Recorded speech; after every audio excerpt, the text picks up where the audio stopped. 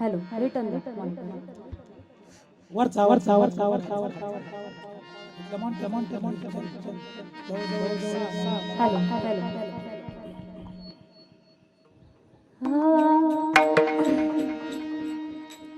इहलोकीचा हा देह इहलोकीचा हा देह देव इच्छितात धन्यामी जन्मालो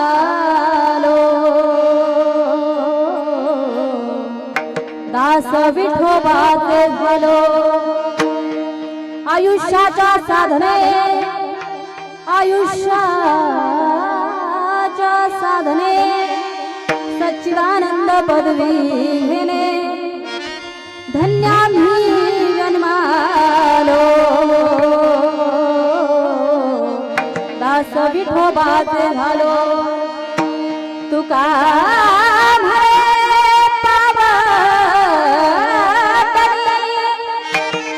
करू स्वर्गीची निशाणी धन्य आम्ही जन्मालो दास विठोबाचे झालो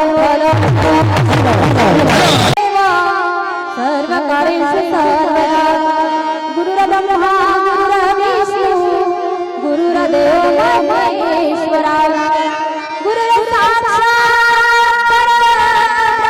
परब्रह्म तस्मै श्री गुरुवे नमः महायोगवे तदेवीवर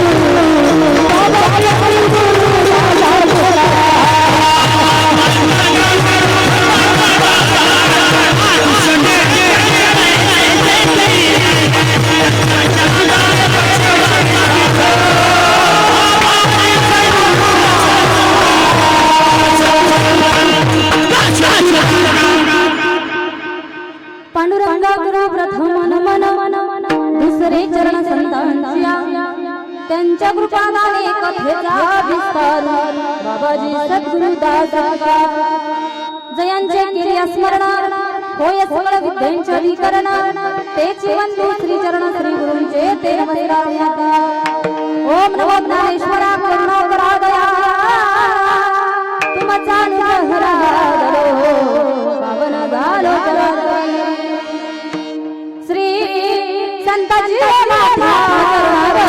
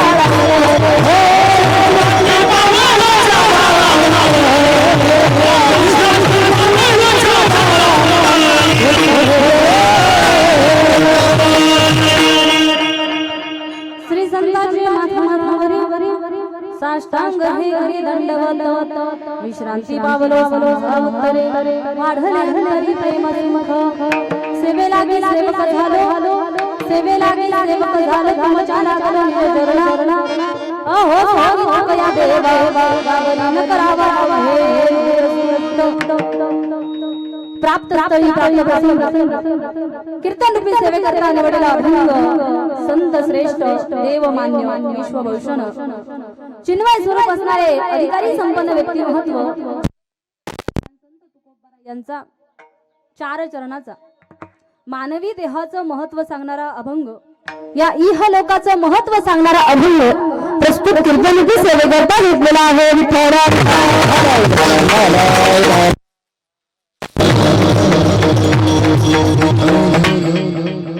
प्रस्तुत अभंगाच्या माध्यमातून माझे जगद्गुरु तुकोबराय इह लोकाचं महत्व तुम्हा आम्हाला सांगतात जगद्गुरु तुकोबराय सांगतात इह लोकीचा हा देह तुकोबराय सांगतात या इह लोकीचा देह आम्हाला मिळाला म्हणून आम्ही धन्य झालो नाही तर आम्ही दास विठोबाचे झालो म्हणून आम्ही धन्य झालो आणि या मिळालेल्या आयुष्याच्या साधनाद्वारे आम्हाला सच्चिदानंद ही सर्वोत्कृष्ट पदवी त्या ठिकाणी प्राप्त करून घेता आली जीवनामध्ये प्रत्येक मनुष्य कोणती ना कोणती पदवी त्या ठिकाणी प्राप्त करत असतो बरं ती पदवी प्राप्त करून घेण्यासाठी काहीतरी माणसाला शिक्षण घ्यावं लागतं तेव्हा कुठं माणूस त्या पदवीपर्यंत पोहोचू शकतो त्याप्रमाणे जगद्गुरु तुकोबाराय सांगतात सच्चिदानंद पदापर्यंत पोहोचण्यासाठी आम्हाला आयुष्य हे साधन त्या ठिकाणी पाहिजे तेव्हा कुठं आम्ही सच्चिदानंद पदवी त्या ठिकाणी प्राप्त करून घेऊ शकतो आणि शेवटच्या चरणामध्ये माझे जगद्गुरु तुकोबाराय सांगतात की तुका म्हणे पावटणी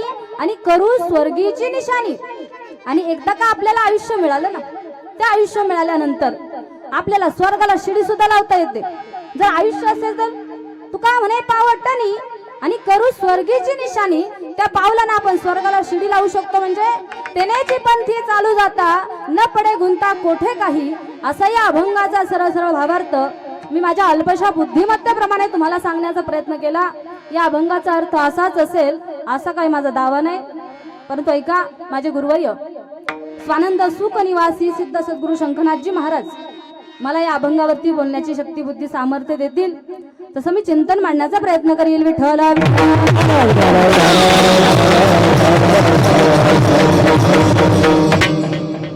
सेवेला सुरुवात करण्याआधी अल्पसा परिहार देणं हे वक्त्याचं प्रथम कर्तव्य आहे किम निमित्तानं या जमदाडे कुटुंबियांनी फार गोड असं या ठिकाणी कार्यक्रमाचं नियोजन केलेलं आहे त्यांचे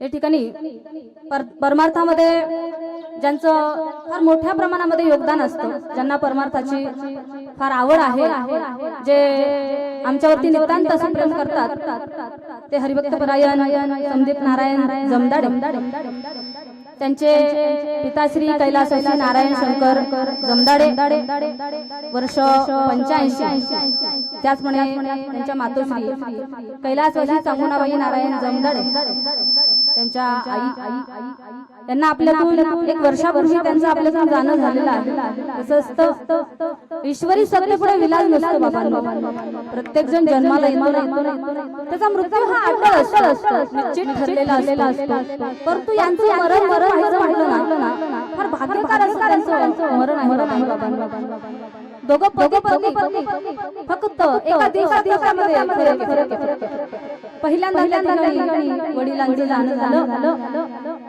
आणि त्यानंतर त्यांच्या मातांच्या गेल्या फार मोठं या कुटुंबाला त्यांच्या मुली मंगलताई बाळासाहेब कल्पनाताई अविनाश मोरडे पाठीमागे त्यांच्या सुनबाई आहे, राणीताई जमदाडे असतील, नातू असतील, फार गोड असा हा जमदाडे परिवार आहे.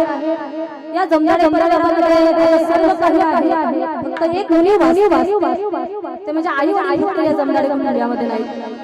आणि घरामध्ये प्रेम करणारे जर कोण असतील तर ती म्हणजे आई आणि दुसरे म्हणजे वडील. आई वडिलांची मातृपितृ छाया या कुटुंबातून हरपलेली आहे. खऱ्या अर्थानं या जमदाडे परिवाराला द्यावे तेवढे धन्यवाद थोडेच आहेत. फार गोड असं नियोजन केलेलं आहे. आमच्या साहेबांसाठी सर्वांनी एकदा टाळ्या वाजवा.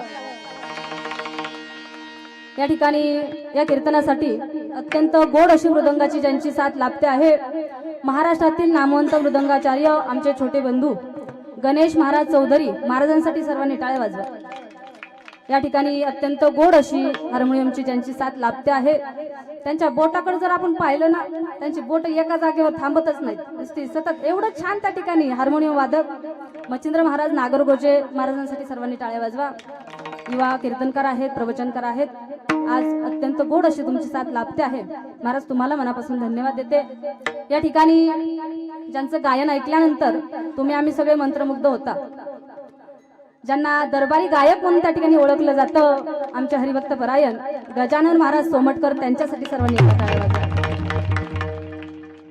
या ठिकाणी ज्यांच्यामुळे मी आज या व्यासपीठावरती उभी आहे ते माझे पती परमेश्वर हरिभक्त परायण संतोष महाराज कोलते महाराजांसाठी सर्वांनी टाळ्या वाजवा. या ठिकाणी आदरणीय ज्येष्ठ कीर्तनकार आपल्या सुपा गावचं वैभव असणारे हरिभक्त परायण धम महाराज असतील, महाराजांची त्या ठिकाणी फार गोड अशी कीर्तनरूपी सेवा त्या ठिकाणी संपन्न होत असती. नेहमी महाराजांचं जर कुठे कीर्तन असेल तर मी टाळ घेऊन उभी राहते. आज महाराज उभे राहिलेत, परंतु त्या ठिकाणी मोठेपण असावं लागतं बरं का. अशी सगळीच मंडळी कीर्तनकाराच्या कीर्तनाला टाळ घेऊन उभी राहत नाहीत, त्याला मनाचा मोठेपणा लागतो. नाहीतर या जगामध्ये आता असं झालंय, कीर्तन केलं म्हणजे मी फार मोठा. कालच आम्ही वारीला गेलो होतो, रात्री 1 वाजता आम्ही सगळे आलोय. वारीमध्ये लहान मोठा पाहिला जात नाही बरं का. किती मोठ्या घरचा असू द्या, कितीही श्रीमंत मनुष्य असू द्या, पण तो एकमेकाच्या पाया पडतो. तसं या ठिकाणी महाराजांची फार गोड अशी त्या ठिकाणी साथ लाभते आहे. या ठिकाणी ज्यांची उत्कृष्ट अशी साऊंड सर्व्हिस आहे, आमचे धमे दादा असतील, दादांसाठी सर्वांनी टाळ्या वाजवा. या ठिकाणी या सुपा गावचे परमार्थिक वैभव आमचे गुरुवर्य, ज्यांच्यामुळे मी आज खऱ्या अर्थानं कीर्तन करते बरं का. कसं असतं, एखाद्याला कीर्तन करायला सुद्धा पाठिंबा देणं किंवा मार्गदर्शन करण्यासाठी सुद्धा एखादं चांगलं व्यक्तिमत्व लागतं. गुरुवर्य साधू अण्णा हिरवे, तसं पाहिलं तर मी सुरुवातीला प्रवचन करत होते, परंतु अण्णांनी फार पाठिंबा चांगला दिला व अण्णांनी सांगितलं, तू प्रवचन करते ना, एक दिवस त्या ठिकाणी कीर्तन करशील. त्या ठिकाणी अण्णांचं सुद्धा फार चांगलं मार्गदर्शन असतं, फार पाठिंबा असतो. असे असणारे हरिभक्त परायण साधू अण्णा हिरवे असतील, अण्णांना मनापासून धन्यवाद देते. त्याचप्रमाणे सुपा गावचे तंटामुक्ती अध्यक्ष हरिभक्त परायण संतोष बापू लोणकर असतील, बापूंना मनापासून धन्यवाद. वेळोवेळी त्या ठिकाणी मला कीर्तन प्रवचन करण्याची संधी प्राप्त करून देत असतात. त्याचप्रमाणे या आई वडिलांचे जे सुपुत्र आहेत, आमचे संदीप नाना जमदाडे असतील, जमदाडे साहेबांनी या ठिकाणी मला ही कीर्तनरूपी सेवा करण्यासाठी आधी 5 ते 6 महिने त्या ठिकाणी आमंत्रण दिलं होतं बरं का. त्या ठिकाणी बापूंनी सुद्धा सांगितलं होतं आणि जमदाडे साहेबांनी सुद्धा सांगितलं की ताई तुमचंच कीर्तन ठेवायचं. एवढंच नाही, दशक्रियेला सुद्धा माझंच प्रवचन होतं आणि साहेबांचं मोठेपण आहे. आज कीर्तन सुद्धा त्यांनी माझंच ठेवलेलं आहे. साहेबांना फार धन्यवाद देते, जे आज या ठिकाणी या कीर्तनाचं शूटिंग करतायत. संत बाळूमामा YouTube चॅनल, दादांचं नाव काय, हा चंदन दादा असतील, आज या ठिकाणी या कीर्तनाचं शूटिंग करतायत. दादांना मनापासून धन्यवाद. या ठिकाणी लहान लहान मुली आज या ठिकाणी टाळ घेऊन उभ्या आहेत. ज्ञानेश्वरी आध्यात्मिक वारकरी शिक्षण संस्थेच्या विद्यार्थी वृंद, लहान बाळ गोपाळ या ठिकाणी टाळ घेऊन उभे आहेत. त्यांच्यासाठी सर्वांनी एकदा टाळ्या वाजवा. या ठिकाणी सुरुवातीला त्या मुलानं किती छान त्या ठिकाणी विना नाचवला, त्याच्यासाठी सर्वांनी टाळ्या वाजवा बरं. फार गोड असं नियोजन आहे. त्या निमित्तानं त्या ज्ञानेश्वरी आध्यात्मिक वारकरी शिक्षण संस्थेचे संचालक अध्यक्ष नारायण महाराज झेंडे सुद्धा या ठिकाणी उपस्थित आहेत. महाराजांना मनापासून धन्यवाद देते. आजचं निमित्त आहे वर्ष श्राद्ध. त्या निमित्तानं सेवेकरता निवडलेला अभंग आहे जगद्गुरु तुकोबारायांचा. आणि प्रस्तुत अभंगातून माझे जगद्गुरु तुकोबाराय इह लोकाचं महत्व त्या ठिकाणी सांगतात. परंतु त्याआधी काही लोकांना प्रश्न पडत असतो, हा सगळा अट्टहास कशासाठी करत असतील, त्याचं कारण काय असेल. तर आपल्यातून गेलेल्या जीवाला पुण्य प्राप्त व्हावं, त्याला त्याच्या पुढच्या प्रवासामध्ये काही कमी पडू नये म्हणून हा सगळा अट्टहास करायचा. ज्ञानदान आहे, भूदान आहे, गोदान आहे, वस्त्रदान आहे, अशा प्रकारचे दान धर्म करून त्या गेलेल्या जीवाच्या नावानं तुम्हाला जेवढं दान पुण्य करता येईल तेवढं दान पुण्य आजच्या दिवशी करायचं. आजचा दिवस म्हणजे मुक्ती दिवस आहे. त्या जीवाला त्या ठिकाणी आजच्या दिवशी मोक्ष प्राप्त होत असतो. धर्मराजाच्या दरबारामध्ये सूक्ष्म रूपानं हा जीव त्या ठिकाणी उभा असतो. त्या जीवानं जीवनामध्ये काय चांगलं सत्कर्म केलंय, काय वाईट कर्म केलंय, याचा न्याय निवाडा आज त्या ठिकाणी होत असतो. आजचा दिवस म्हणजे न्याय निवाड्याचा दिवस आहे. त्याचप्रमाणे आपण काय म्हणतो, वर्ष श्राद्ध एका वर्षानं एक केलं जातं. पहा, त्याला वर्ष श्राद्ध असं म्हटलं जातं. त्या निमित्तानं या कुटुंबाने फार गोड नियोजन केलेलं आहे. कसं आहे, वर्ष श्राद्ध तर सगळेच करतात. काहींच्या दशक्रियेला प्रवचन सुद्धा होत नाही. आज जमदाडे कुटुंबियांनी एवढं गोड नियोजन केलंय. प्रत्येक मनुष्य जन्माला येतो, पिढ्यानपिढ्या त्या ठिकाणी चालत आलेला आहे. बा जसं जन्म आणि मरण याची साखळी आहे. तो काळ कुणावरती कधी झडप घालेल आणि कुणाला कधी घेऊन जाईल ना, हे सांगता यायचं नाही. बरं का, जसं जरा मरण यातून सुटला कोण जाता, दुःख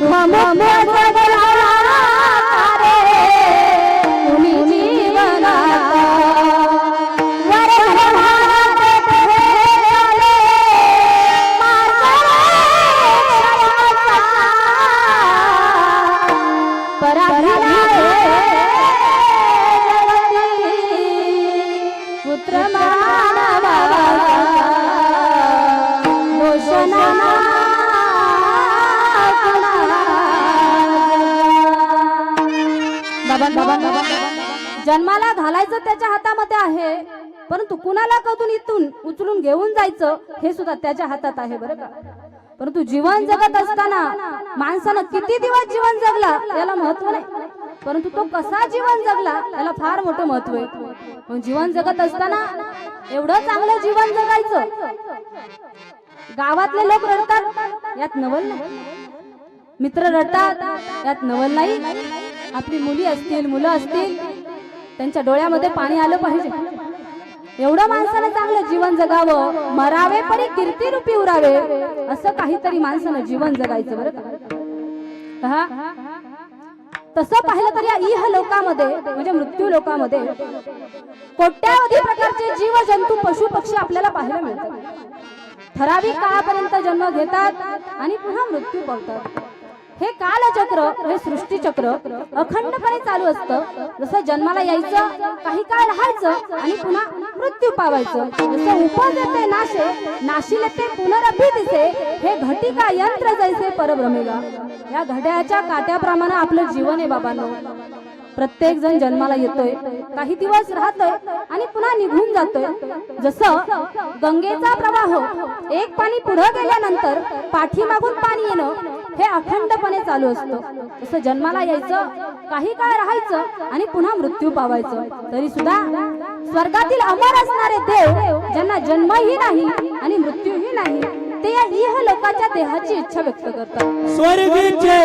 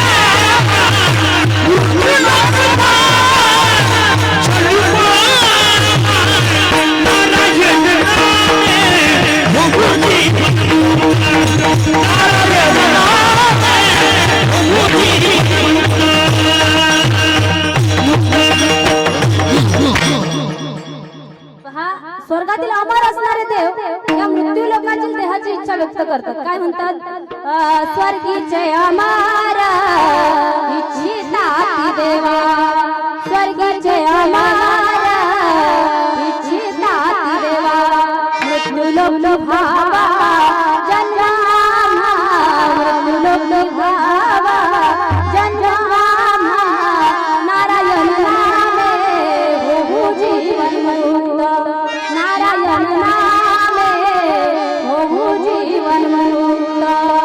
आपण भाग्यवान आहे, आपल्याला फार गोड असा हा 3.5 हाताचा नरदेह मिळालेला आहे. 5 ज्ञानेंद्रिय आहेत, 5 कर्मेंद्रिय आहेत आणि 11वं मन आहे. तुम्हा मला त्या भगवान परमात्म्याने फुकट दिलंय. माणसाला किंमत कळते हो देहाची, कधी कळते माहिती का? आता आम्ही वारीच्या वाटेवरून त्या ठिकाणी चालत असताना फार अनुभव त्या ठिकाणी येत राहिले आम्हाला.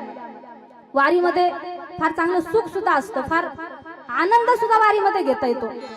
परंतु वारीमध्ये चालत असताना एक दिवस तावशी या ठिकाणी आम्ही पंढरपूरच्या दिशेने जात असताना एक अपंग मुलगा त्या ठिकाणी एका खुर्चीवरती त्या ठिकाणी बसलेला होता. त्या मुलाला पाहिल्यानंतर सगळ्या माता माऊल्या कोणी बिस्किट द्यायचं, कुणी त्याला पैसे द्यायचे. त्या बाळाला पाहिल्यानंतर माझ्या डोळ्यामध्ये अगदी पाणी आलं. सांगू भगवान परमात्म्याचं मी उपकार मानले. देवा एवढे चांगले हात दिलेत, पाय दिलेत, परंतु मला असं वाटलं त्याचं काहीतरी पूर्वजन्मीचं पाप असेल आणि काहीतरी पूर्वजन्मीचं पाप असेल तेव्हा कुठं आंधळा पांगळ्याचा जन्म माणसाला मिळतो. आपण किती भाग्यवान आहोत. चांगले डोळे दिलेत आपल्याला, हात दिलेत, पाय दिलेत.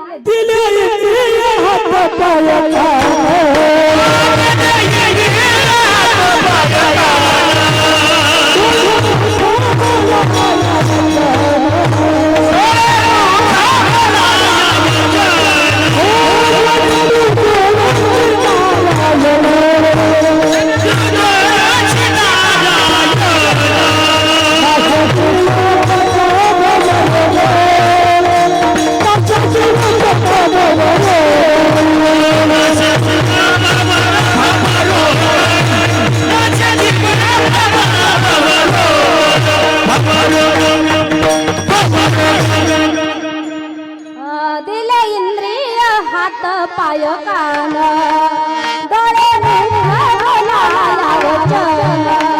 जरे तू जोडशील नारायण नाश जीवन भरो नाश जीवन प्रत्येकाने विचार करायचा. भगवान परमात्म्याचा कधीतरी उपकार मानायचे. देवा मी फार भाग्यवान आहे, मला हात दिलेत, पाय दिलेत, डोळे दिलेत सुंदर, तोंड दिलंय सुंदर, सगळं काही आपल्याला व्यवस्थित दिलंय. परंतु मला सांगा जे इंद्रिय आपल्याला ज्या कामासाठी मिळालेत त्या कामासाठी आपण त्याचा उपयोग करतो का? डोळे दिलेत तुला आम्हाला चांगलं पाहण्यासाठी दिलेत ना. डोळे तुम्ही घ्या रे डोळे डोळे घ्या रे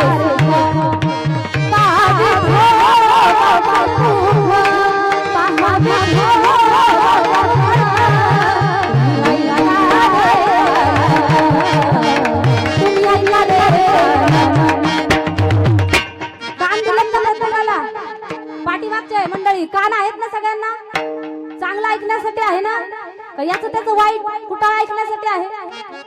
गावामध्ये एखादा वाटा असतो बघ, त्या वाट्यावरती ना एक बैठक बसलेली असते रोज प्रत्येक गावामध्ये. त्या बैठकीमध्ये जो मनुष्य उपस्थित नसतो ना त्या माणसाचं कुटाळ चाललेलं असतं. आणि त्या बैठकीमध्ये जे उपस्थित मंडळी आहेत ना दुसऱ्या माणसाचं तुम्ही कुटाळ करताना त्याची सगळी पाप तुमच्या डोक्यावरती बसतात.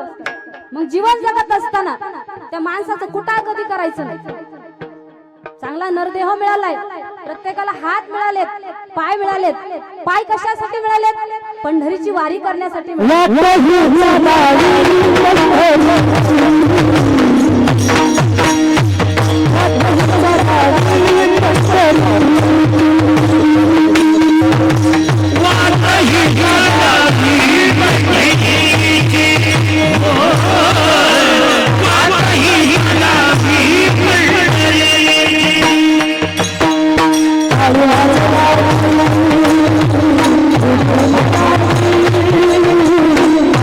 Hare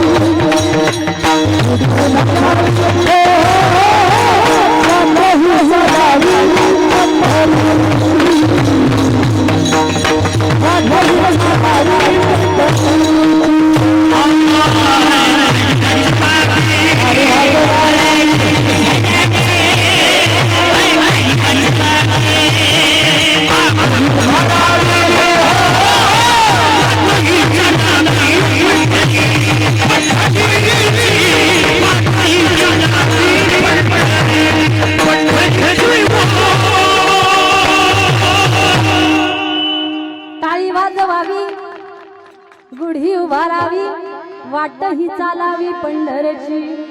पंढरपूरला जात असताना मुक्यानं जायचं नाही. कसं जायचं?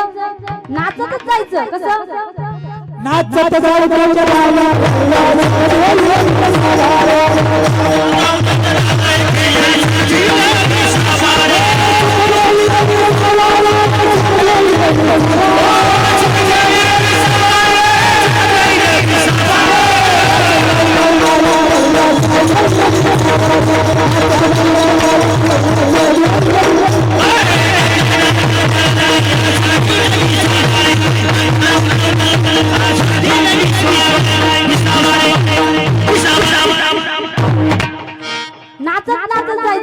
भजन म्हणत जायचं. परंतु इथं आलेला सगळेच काय पंढरपूरला जातात का? इथं आलेला कोणी आहे का पंढरपूरला अजून गेलंच नाही? गेलेच नाही अजून.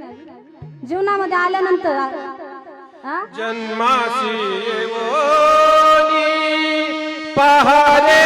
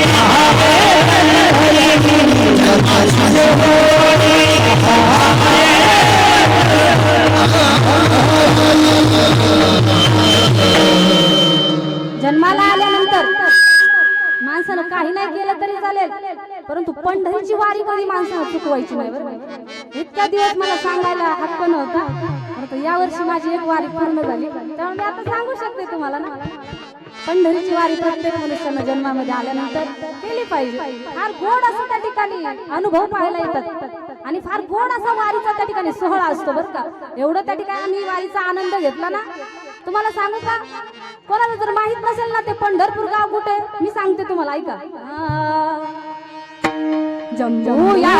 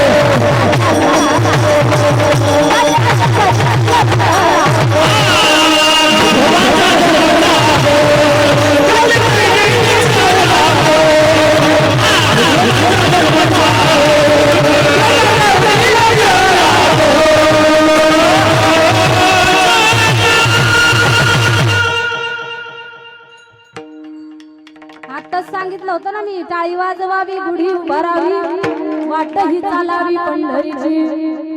तुम्ही म्हणताल आम्ही टाळी वाजवलं आम्हाला काय पुण्य?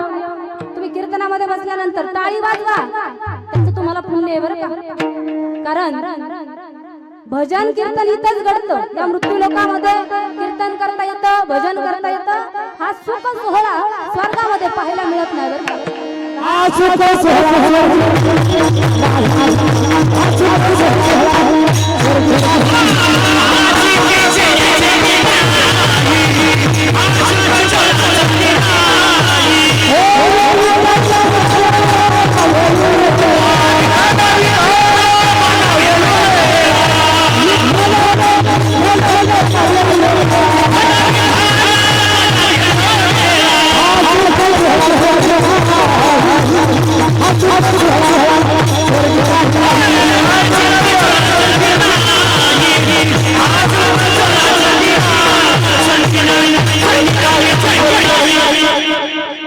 माझे जगत बरोबर आहेत तर पाया पडलं सांगतात लागोन या पाया विनवितो तुम्हाला करटाळी बोला मुखी नाम विठ्ठल विठ्ठल म्हणा वेळोवेळा हा सुख सोहळा स्वर्गी नाही.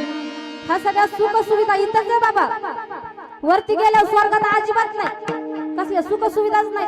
कारण ज्या ब्रह्मदेवांनी या सृष्टीची निर्मिती केली ना, सृष्टीची निर्मिती करत असताना त्यांनी 4 खाणी निर्माण केल्या.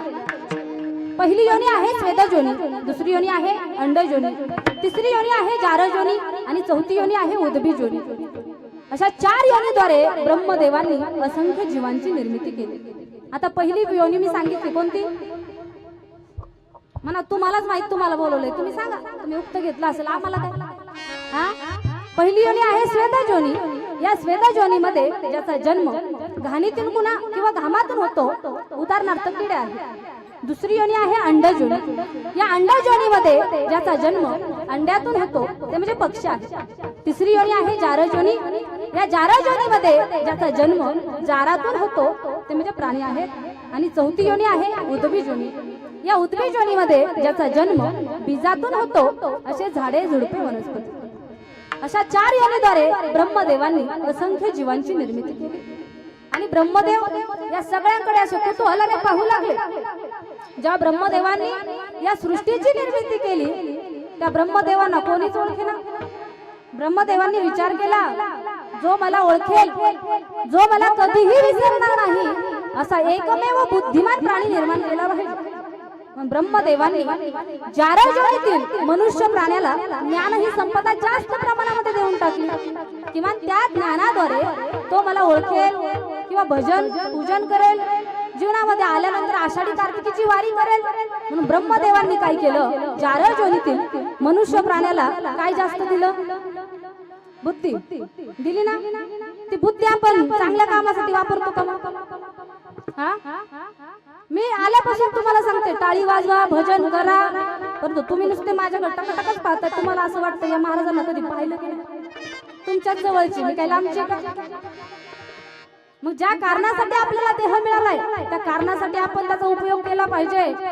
वारीमध्ये कितीतरी वारकरी त्या ठिकाणी हजारो संख्येने चालत होते, परंतु त्या वारीमध्ये मला एकही प्राणी त्या ठिकाणी दिसला नाही. गाढव काही एक दिसलं नाही मला. आणि गाढव कधी जातच नाहीत पंढरपूर, कारण गाढवांना ते ज्ञानच नाही पंढरपूरला जाण्याचं. ते गाढव घरीच बसतात.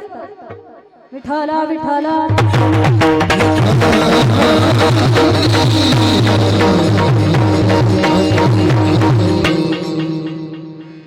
म्हणून स्वर्गातील अमर असणारे देव या मृत्यू लोकातील देहाची इच्छा व्यक्त का करतात, त्याचं कारण मला तुम्हाला सांगायचं. अजून तरी कोणी स्वर्गामध्ये जाऊन आलेलं नाही. काल इथलं कोण आले का बाबा? तो काय सावळा आहे म्हणा स्वर्गातून रिटर्न यायला? मी आले जाऊन, यायचंय का तुमच्यापैकी कोणाला? परत आणते की रिटर्न? हा मी पण काय जाऊन आलेले नाही. माऊली महावैष्णव ज्ञानोबा ज्ञानेश्वरीच्या 9व्या अध्यायामध्ये त्या स्वर्ग सुखाचं वर्णन करतात. काय स्वर्गामध्ये सुख आहे ऐका. जे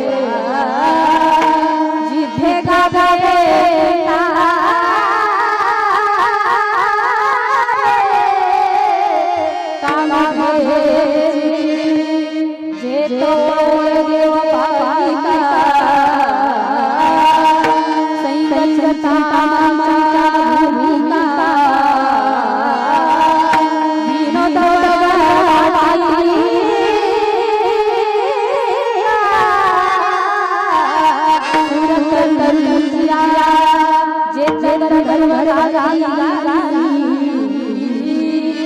रम्या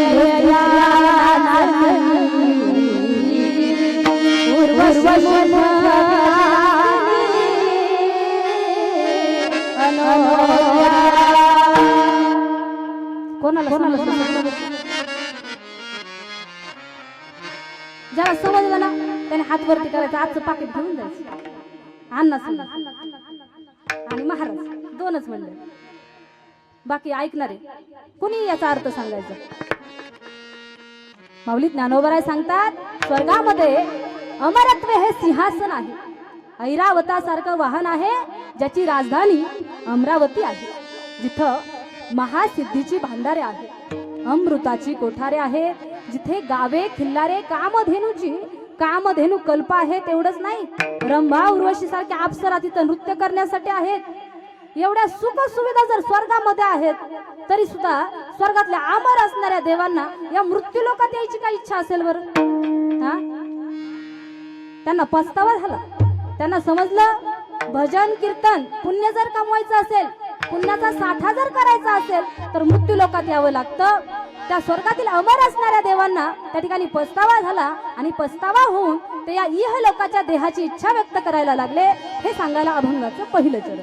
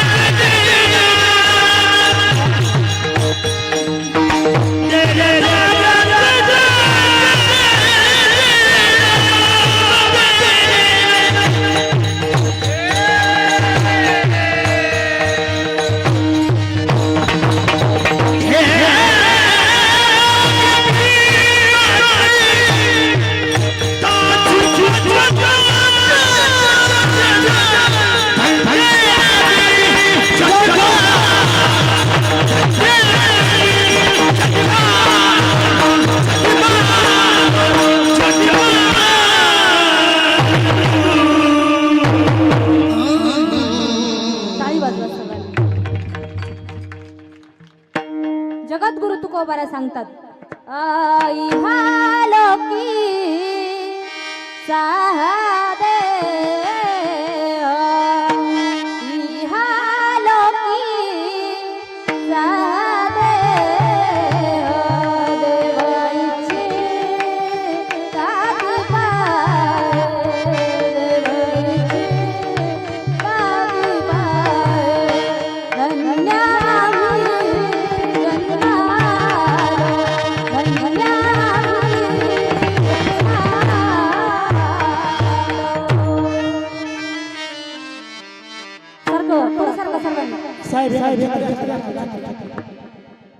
शूटिंग कॅमेरा छत्री छत्री जगद्गुरु तुकोबराय सांगतात इहलोकीचा हा देह देव इच्छिताती पाहे धन्य आम्ही जन्मालो दास विठोबाचे झालो. जगद्गुरु तुकोबरायांना माहितीये या इहलोकामध्ये सर्व सुख सुविधा आहेत आणि पुण्य जर कमवायचं असेल तर या मृत्यू लोकामध्ये यावं लागतं आणि पुण्य जर संपलं ना तर पुन्हा या मृत्यू लोकामध्ये माणसाला जन्माला यावं लागतं. जसं मग तया पुण्याची पावटी सरे सवे चिंद्रपणाची हाती उतरे येऊ लागती माघारे मृत्यू लोका. जसं माऊली ज्ञानोबाराय सांगतात जैसा वेश्या भोगी कवडावेचे तै दारूही नाही तिथीचे तैसे लाजीरवाणी दीक्षितांचे काय सांगो. माऊली ज्ञानोबाराय सांगतात एखादा परपुरुष एखाद्या परस्त्रीच्या जर नादाला लागला ज्यावेळी त्या पुरुषाकडचे पैसे संपले जातात ना त्यावेळी त्या पुरुषाला त्या परस्त्रीच्या दाराला सुद्धा बोट लावण्याची सोय राहत नाही. तसं याक्षिकांना पस्तावा झाला आणि ते पस्तावा होऊन इह लोकाची इच्छा व्यक्त करायला लागले. त्यांना समजलं सुख जर त्या ठिकाणी प्राप्त करून घ्यायचं असेल तर सुख फक्त मृत्यू लोकामध्ये आहे आणि तुम्ही आम्ही सर्वजण सुखासाठी धडपडतोय ना. बरोबर आहे ना माऊली. प्रत्येकाला काय हवं आहे सुख पाहिजे. परंतु या प्रपंचामध्ये कितीही तुम्ही सुख शोधण्याचा प्रयत्न करा मला सांगा इथं सुख आहे का. इथं कीर्तनामध्ये इथं आहे. एक तास तुम्ही आता बसलाय तिथं सुख आहे का नाही. रानामध्ये शेतामध्ये कामाला गेल्यानंतर तिथं सुख आहे का. उन्हातानात खुरपावं लागतं का नाही तिथं सुखच नाही. मग सुख कुठं आहे परमार्थामध्ये आहे. परंतु मला सांगा परमार्थामध्ये जर सुख आहे तर परमार्थामध्ये जर सुख आहे तर मग आपण परमार्थ का करत नाही. दिवसातून किमान 5 मिनिट तरी आपण देवासाठी दिलं पाहिजेत ना. 5 मिनिट ज्ञानेश्वरी वाचली पाहिजे. भावधवन या वाचे ज्ञानेश्वरी कृपा करी हरी दयावरी. माऊली ज्ञानोबाराय सांगतात जो भावयुक्त अंत करणारे माझी ज्ञानेश्वरी वाचेल त्याच्यावरती कृपा ही होणारच. दुसरं उदाहरण कशाला इथं आमचे गजानन महाराज सोमटकर आहे. महाराजांना वाणी नव्हती बोलायला. त्यांनीच सांगितलं आम्हाला ताई मला बोलता सुद्धा येत नाही. आळंदीमध्ये थोडे दिवस राहिलो.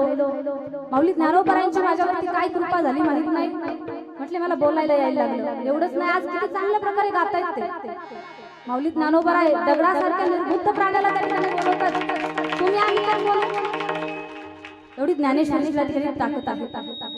मग सुख कुठं आहे. सर्व सुखाची आशा जन्म गेला क्षण एक मुक्ती यज्ञ नाही केला. हिंडता दिशा क्षण पावला माया वेष्टीला जीव माझा. आपल्याला वाटतं हे केल्यानंतर मला सुख मिळेल. 4 व्हीलर घेतल्यानंतर तरी सुख मिळेल. बंगला बांधल्यानंतर तरी सुख मिळेल. पूर्ण आयुष्य जातं माणसाचं परंतु सुख काय मिळत नाही. मनुष्य आपल्या दुःखाने जेवढा दुःखी नाही ना तेवढा दुसऱ्याच्या सुखाने दुःखी आहे.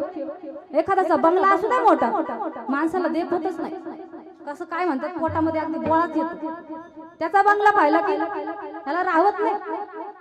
त्याला करमतच नाही. याला वाटतं माझा बंगला याच्यापेक्षा मोठा कधी होईल याच्यासाठी तो 8 तास करतो. तुम्हाला उदाहरण देते. एका गावामध्ये एक साधू महाराज आले. साधू महाराज आल्यानंतर महाराजांकडे एक श्रीमंत मनुष्य आला. श्रीमंत अगदी बरं. आणि तो मनुष्य साधू महाराजांना म्हणतो महाराज माझ्याकडे पैसे नाहीत मला काहीतरी उपाय सांगा. कोण म्हणतोय. श्रीमंत मनुष्य. महाराज म्हटलं तुमच्याकडे पैसे नाहीत का मी तुम्हाला एक उपाय सांगतो. उपाय करताल का नेवशे सर. हा करणार ना नक्की. साधू महाराजांनी सांगितलं घरी जा. तुमच्या अंगणामध्ये खडे आहेत का. प्रत्येकाच्या अंगणात असतात ना खडे. महाराज म्हटले घरी जायचं. तुमच्या अंगणामध्ये जेवढे खडे आहेत ना तेवढे खडे गोळा करायचे.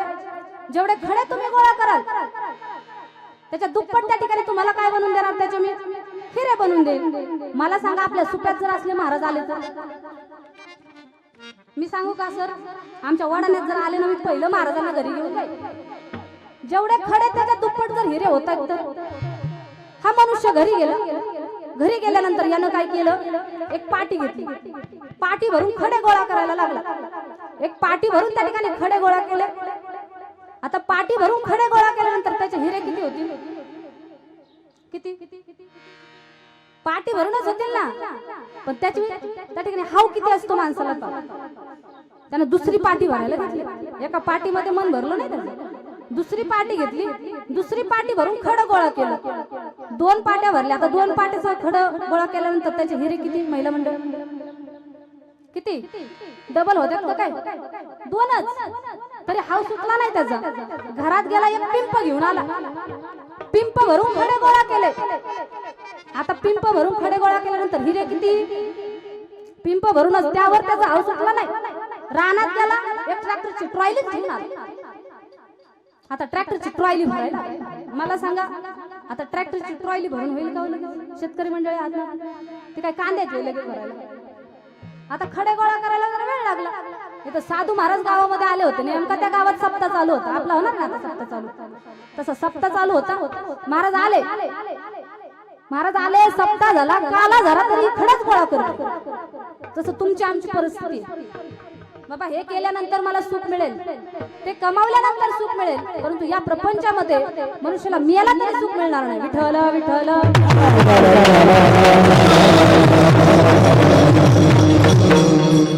म्हणून माझे जगद्गुरु तुकोबाराय सांगतात, धन्य आम्ही जन्मालो दास विठोबाचे झालो. आपण यावरती आता थोडासा विचार करू. तुकोबाराय धन्यता देतात कोणाला? तुकोबाराय सांगतात ना, धन्य आम्ही जन्मालो. का जन्माला आलो? तर आम्ही दास विठोबाचे झालो म्हणून आम्ही धन्य झालो. तुमच्या आमच्या मध्ये लोक त्या ठिकाणी धन्यता मानतात. दास होतात परंतु कोणाचे होतात? याचे त्याचे दास होतात. 4 पैशासाठी या पार्टीतून त्या पार्टीत जातात लोक. बरोबर आहे ना? कशासाठी? पैशासाठी.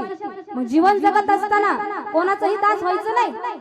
दास व्हायचंय ना, माझ्या पंढरीश पांडुरंग परमात्म्याचा दास व्हा. जीवनामध्ये कधीच काही कमी पडणार नाही. कारण मागे पुढे उभा आहे सांभाळीत आधी आघात निवाराया. तुमच्यावरती जर एखादं संकट आलं ना, त्या संकटाचं निवारण करणारा तो भगवान परमात्मा त्या ठिकाणी उभा आहे. पहा, व्यवहारामध्ये 4 प्रकारचे लोक दुःखी सांगितले. पहिला आहे नित्य प्रवासी, दुसरा आहे नित्य आजारी, तिसरा आहे नित्य सेवक आणि चौथा आहे दास. आता पहिला काय सांगितला ताई? पहिलं काय सांगितलं मी? नित्य प्रवासी, दुसरा नित्य आजारी, तिसरा नित्य सेवक आणि चौथा दास. पहिला आहे नित्य प्रवासी. जो नेहमी प्रवास करतो तो कधी सुखी होतो का? कारण प्रवासामध्ये ना वेळेवर जेवण, ना वेळेवर विश्रांती, सगळं कसं असतं? वेळेवर नसतं. त्यामुळे तो कधी सुखी होऊ शकत नाही. दुसरा आहे नित्य आजारी. जो नेहमीच आजारी असतो, त्याला जो आजार झाला त्या आजारानं तो त्रस्त झालेला असतो. मग त्याच्या पुढे कितीही भोग्य वस्तू आल्या किंवा कितीही पंचपक्वानाचं जेवण त्या मनुष्याला दिलं तर तो त्याचा भोग घेऊ शकत नाही. तिसरा आहे नित्य सेवक. आता नित्य सेवक कशाला म्हणायचं? एखादा मालक आहे आणि त्याने आपल्या नोकराला आज्ञा केलेली आहे. काय आज्ञा केली? रानामध्ये म्हैस बांधलेली आहे, ती म्हैस सोड आणि घरी आणून बांध. ही मालकाने नोकराला केलेली काय आहे? आज्ञा. आता मालकाचं फार काय त्याच्यावर आलंय, नोकराचं फार काय त्याच्यावर आलंय असं नाही, परंतु मालकाने सांगितलेल्या आज्ञेचं पालन करणं हे नोकराचं कर्तव्य आहे. त्याला नित्य सेवक असं म्हटलेलं आहे. आणि चौथा आहे दास. आता दास कुणाला म्हणायचं? मला सांगा, मालक हा मालकच असतो आणि नोकर हा नोकरच असतो. त्या नोकरानं कितीही प्रामाणिकपणे काम करू द्या, पण तो कधी त्या मालकाचा मालक होईल का? कधीच होणार नाही. मग चौथा वर्ग आहे तो म्हणजे दास. विठ्ठल विठ्ठल.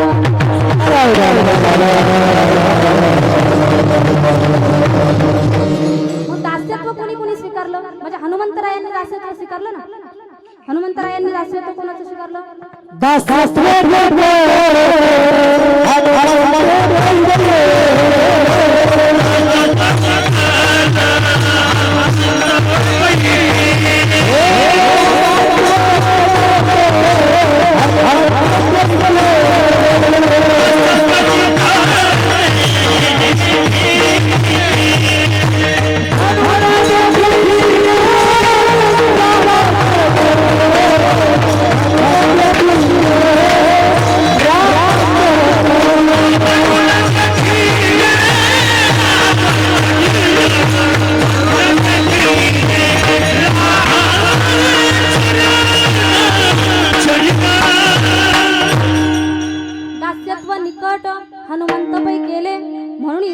रामचरण.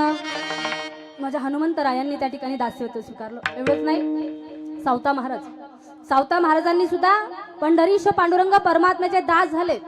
सावता महाराजांनी प्रत्येक स्थितीमध्ये त्या पंढरीश पांडुरंग परमात्म्याचं नामस्मरण केलं. सावता महाराज रानामध्ये काम करत होते. सावता महाराजांनी कधी पायवारी केली नाही. सावता महाराज कधी पंढरीला गेले नाहीत बरं का. परंतु आपले जे काही कांदा मुळा भाजी अवघी विठाबाई माझी, त्याच्यामध्येच त्या ठिकाणी पंढरीश पांडुरंग परमात्म्याला पाहिलं. त्याचं नामस्मरण करत राहिले तर त्या नामाच्या जोरावर तो पंढरीश पांडुरंग परमात्मा सावता महाराजांना त्यांच्या मळ्यामध्ये त्या ठिकाणी काम करू लागत असायचा. सावता महाराजांनी कशा कशामध्ये देवाला पाहिलं माहिती का? बैल विठ्ठल बैल विठ्ठल मोठ विठ्ठल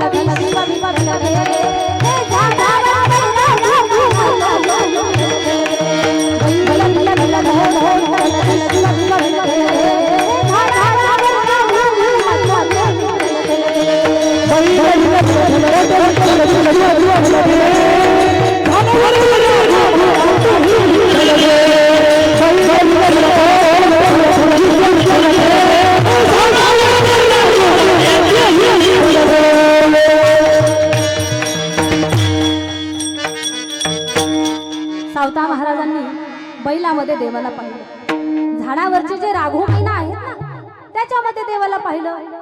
मी तुम्हाला सांगते, माणसाने माणसामध्ये देवाला पाहिलं पाहिजे. एखाद्या दगडाला जर सेंदूर लावला तर त्याचा काय होतो? सेंदूर फासल्यानंतर काय होतो? मसोबा होतो ना. एखाद्या दगडाला जर तुम्ही भंडारा लावला तर त्याचा काय होतो? भंडारा लावल्यानंतर आणि माणसाला असा कोणता रंग लावल्यानंतर माणसाचा माणूस होईल? मानसा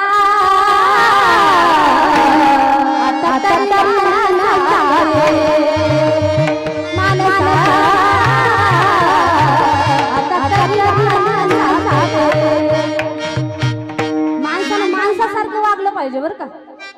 हीच आमुची प्रार्थना हे मानसाने मानसाशी मानसा समभावने हीच आमुची प्रार्थना. माणसानं माणसासारखं वागलं पाहिजे. कारण माणसाला आयुष्य फार कमी आहे. किती आयुष्य आहे? किती आहे?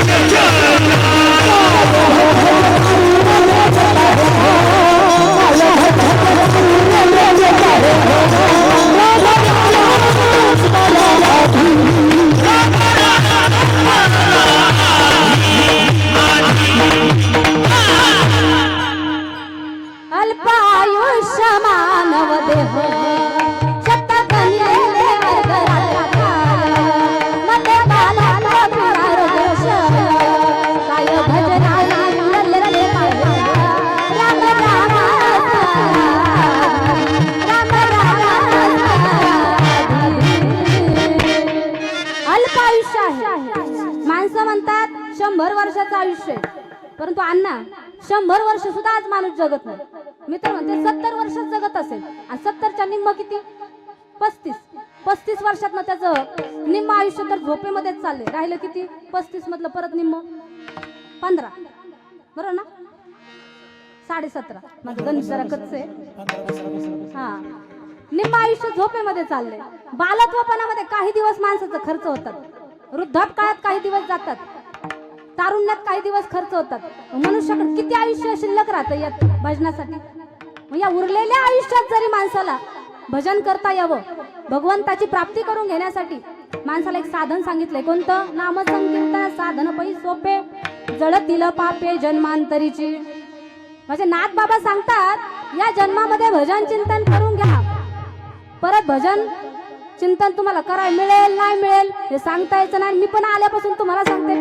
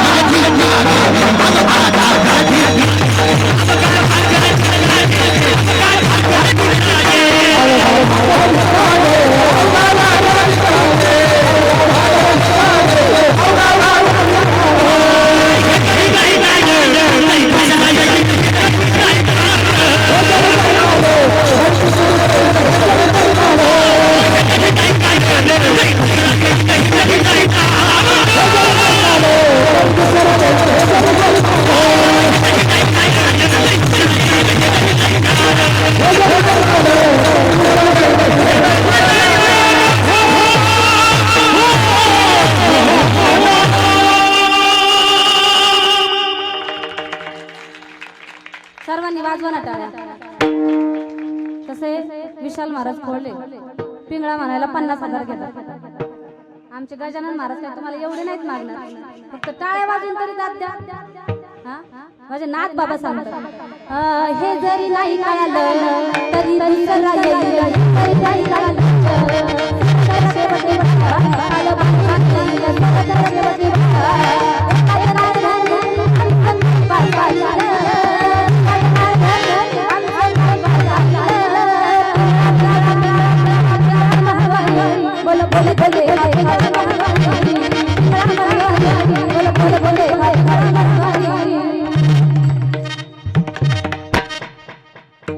फार कमी आयुष्य आहे बरं. या मिळालेल्या आयुष्याचं सार्थक झालं पाहिजे. कसं आहे, जसं एखाद्या नाव किनाऱ्याला त्या ठिकाणी जात असते, परंतु ती नाव किनाऱ्याला लावण्यासाठी ती नाव किनाऱ्याला कोण लावेल बरं? तो भगवान परमात्मा लावेल. परंतु प्रत्येकाची नाव किनाऱ्याला जाईल असं ऐकावं. एके ठिकाणी फार गोड वर्णन आले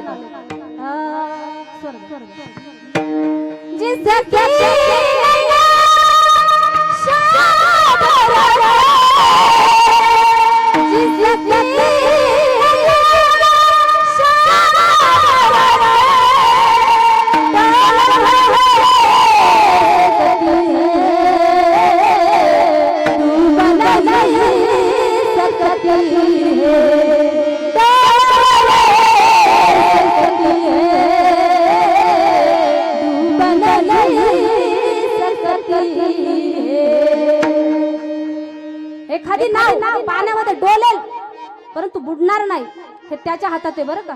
म्हणून आयुष्य मिळालंय ना, चांगल्या कार्यासाठी त्या आयुष्याचा उपयोग करा.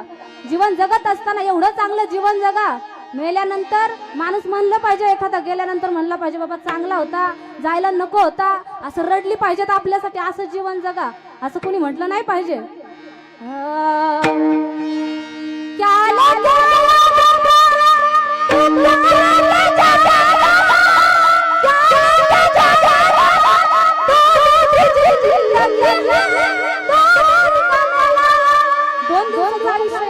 कधी कोण जाईल हे सांगता यायचं नाही. म्हणून आयुष्य चांगलं जगायचं. आयुष्याच्या साधने सच्चिदानंद पदवी घेणे. जीवनामध्ये जर चांगल्या पदापर्यंत पोहोचण्यासाठी, सच्चिदानंद पदापर्यंत पोहोचण्यासाठी आयुष्य हे साधन सांगितलंय. माझे जगद्गुरु तुकोबाराय सांगतात, मिळालेलं आयुष्य चांगल्या मार्गाला लावा. असं वाईट मार्गाने जाण्यासाठी हे आयुष्य मिळालेलं नाही. जीवन जगत असताना काही जण त्या ठिकाणी व्यसन करतात, व्यसनाधीन जीवन जगतात. आयुष्य मिळालेलं त्याचं त्यांना महत्व कळत नाही. काहींना हा देह मिळाला परंतु कळाला नाही, काहींना मिळालाही आणि कळाला, काही मिळालाही नाही आणि कळालाही नाही. असे 3 ते 4 प्रकारचे वर्ग असतात. त्यामध्ये पहिला वर्ग आहे तो म्हणजे काही जणांना देह मिळाला परंतु कळाला नाही. त्यामध्ये तुम्ही आम्ही आहोत का? आपल्याला देह मिळाला परंतु कोणत्या कार्यासाठी मिळाला आपल्याला त्याचं महत्व कळालं नाही. दुसरा आहे काहींना मिळालाही आणि कळालाही, ते म्हणजे साधू आहेत. आणि तिसरा आहे संत.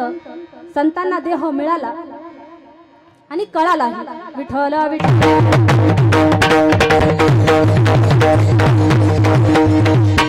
म्हणून आयुष्याच्या साधने सच्चिदानंद पदवी घेणे. धन्याम्ही जन्मालो दास विठोबाचे झालो. म्हणून प्रत्येकानं मोठ्या प्रेमानं माझ्या पंढरीश पांडुरंग परमात्म्याचं भजन करायचे. मुखाने नाम आणि हाताने टाळी वाजवायची. आता तरी भजन करायचे सर्वांनी. विठोबा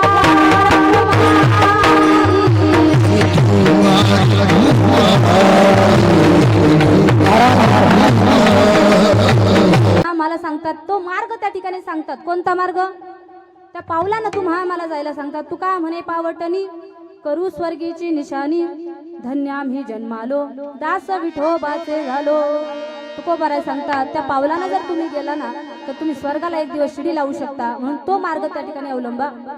असो या ठिकाणी ज्यांच्या प्रथम पुण्यस्मरण दिनाच्या निमित्ताने आवाज तुम्ही आम्ही सर्वजण या ठिकाणी जमलेलो आहोत.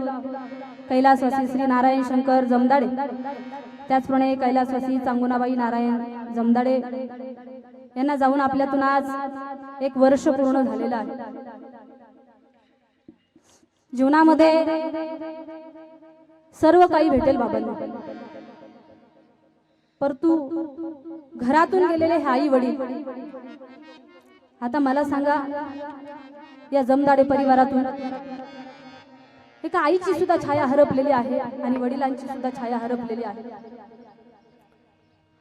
माणूस जोपर्यंत जिवंत आहे ना राजांनो, तोपर्यंत माणसाला माणसाची किंमत कळत नाही बरं. सिंधुताई सपकाळांचं एक वाक्य होतं, महाराष्ट्रीयन लोकांना माणसाचं महत्व कळणार नाही, त्यासाठी मरावं लागतं. मेल्यानंतर त्या ठिकाणी माणसाची किंमत कळेल, तोपर्यंत कळणार नाही. तसंच आहे आपलं सुद्धा. जोपर्यंत घरामध्ये आई वडील जिवंत असतात ना, तोपर्यंत आई वडिलांची किंमत कळत नाही. ज्या दिवशी घरातून आई निघून जाऊ द्या, ज्या दिवशी घरातून बाप निघून जाऊ द्या, घर अगदी खायला उठतं. एखाद्या घरामध्ये जर आई नसेल तर ते घर तुम्ही पाहत जा, घर घर वाटत नाही. आता साहेबांकडे सगळं काही आहे, परंतु घरामध्ये आई नाही आणि वडीलही नाही, ते दुःखी आहेत. एक वर्ष झाले आई वडिलांच्या आठवणीमध्ये त्या ठिकाणी जीवन जगत आहे. असा एक दिवस साहेबांचा जात नसेल मी म्हणे की त्यांना त्यांच्या आई वडिलांच्या आठवण येत नसेल. माणसाला दुःख पचवता येतं. वडील गेल्यानंतर किमान आई तरी पाहिजे ना, कारण आई एवढं प्रेम करणार मी म्हणते या जगामध्ये कोणीच नाही राजन. या जगामध्ये फार लोक आहेत, परंतु तुमच्यावरती प्रेम करतात. काहीतरी त्यांचा स्वार्थ असेल म्हणून तुमच्यावरती प्रेम करतात. परंतु या जगामध्ये असं एक दोन दैवत आहे, एक म्हणजे आपली आई, दुसरं म्हणजे आपले वडील. मातृदेव भव पितृदेव भव. हा म्हणजे आत्मा, ही म्हणजे ईश्वर. या दोन्हीचा मिलाप म्हणजे आई आहे. डोंगराआड गेलेला सूर्य तुम्हाला पुन्हा पुन्हा दिसेल, मला सांगा. माती आड गेलेली आई परत दिसेल का या कुटुंबात? आता यांनी कुणाला आई म्हणून हाक मारायची, कुणाला वडील, कुणाला बाबा म्हणणार ते सांगा. प्रत्येकाला माझ्या हात जोडून विनंती,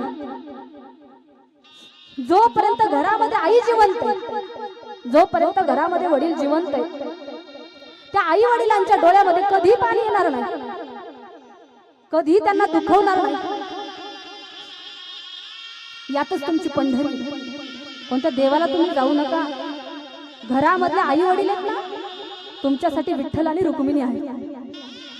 जसं भक्त पुंडलिकानं आपल्या आई वडिलांची सेवा केली, आई वडिलांची एवढी सेवा करा, तुम्हाला कधीच काही कमी पडणार नाही.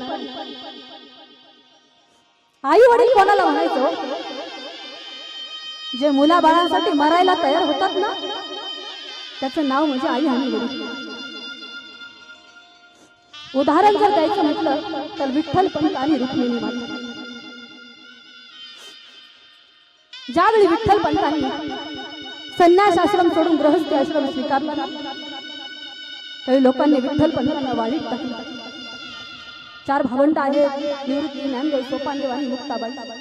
निवृत्ती दादांचं वय आहे 12 वर्ष, मौली ज्ञानोबरांचं वय आहे 10 वर्ष, सोपान काकांचं वय आहे 8 वर्ष आणि चिमुकली मुक्ताबाई आहे 6 वर्ष. लहान लहान भावंड आहेत.